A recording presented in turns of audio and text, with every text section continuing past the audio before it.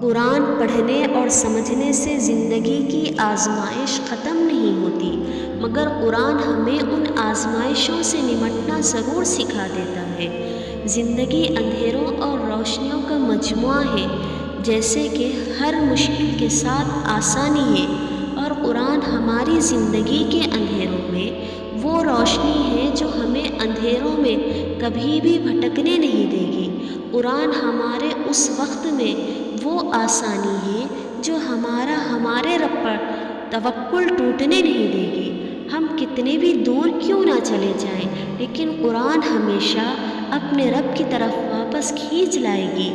یہ ہمیں کبھی بھی گمراہ نہیں ہونے دے گی۔ ہم کیا کرتے ہیں؟ سورت کے الفاظ پڑھ کے نہ ترجمہ پڑھتے ہیں، نہ غور کرتے ہیں، نہ اللہ کی بات سنتے ہیں کہ وہ ہمیں کیا سکھا رہا ہے۔ ہم کسی معجزے کے انتظار میں بیٹھ جاتے ہیں کہ ہم نے پڑھ لیا، اب جلدی سے کچھ میجک ہوگا اور وسوسے آنا بند ہو جائیں گے۔ اللہ نے قرآن اس لیے نہیں اتارا کہ اسے مطلب کے لیے استعمال کیا جائے۔ قرآن کا تو ایک مقصد ہے نا ہم تک لانے کا۔ وہ مقصد کیا ہے؟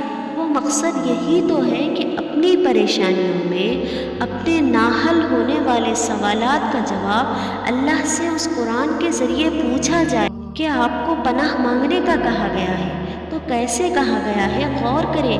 کیوں کہا گیا ہے؟ غور کریں۔ کس سے پناہ مانگ رہے ہیں؟ اس کی حیثیت کیا ہے؟ کس کی پناہ مانگ رہے ہیں؟ وہ کون ہے؟ وہ اللہ ہے جو آپ کے ڈپریشن کا حل بتا رہا ہے۔ وہ مایوسی کو ختم کرنا چاہتا ہے۔ وہ بتا رہا ہے کہ وہ کون ہے، وہ کیا کیا کر سکتا ہے۔ وقت کے پیدا کرنے والے کے لیے وقت نکالیں، وہ آپ کا وقت بدل دے گا۔ ہم انسان بھی کتنے عجیب ہیں نا، ہمیشہ راستوں کی تلاش میں رہتے ہیں، لیکن اگر ہم راستے بنانے والے کی تلاش میں لگ جائیں تو سبھی راستے خود ہی مل جائیں گے، سبھی دروازے خود ہی کھل جائیں گے۔ تقدیر اور قسمت سے زیادہ دعا میں طاقت ہوتی ہے جو عرش تک کو ہلا سکتی ہے۔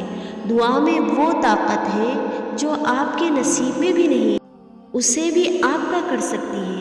اور اگر آپ کو لگے کہ کوئی چیز تقدیر میں نہیں لکھی ہے تو پھر دعا کیوں مانگنی چاہیے؟ اس لیے کہ تقدیر کے سامنے ہم بے بس ہیں، تقدیر لکھنے والا نہیں۔ اور دعا تو تقدیر کو اس وقت بھی بدل سکتی ہے جب وہ فیصلہ کن مراحل میں داخل ہو چکی ہو۔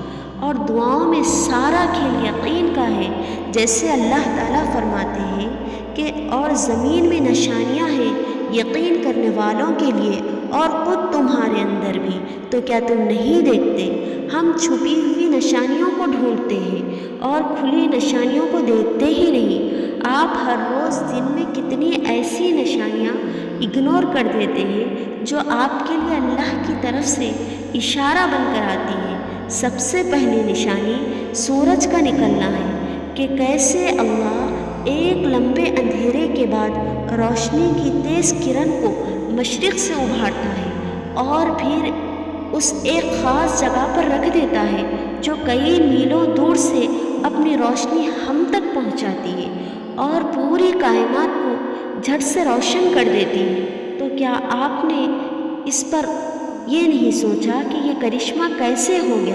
یہ اللہ کی نشانیوں میں سے ایک نشانی نہیں تو اور کیا ہے؟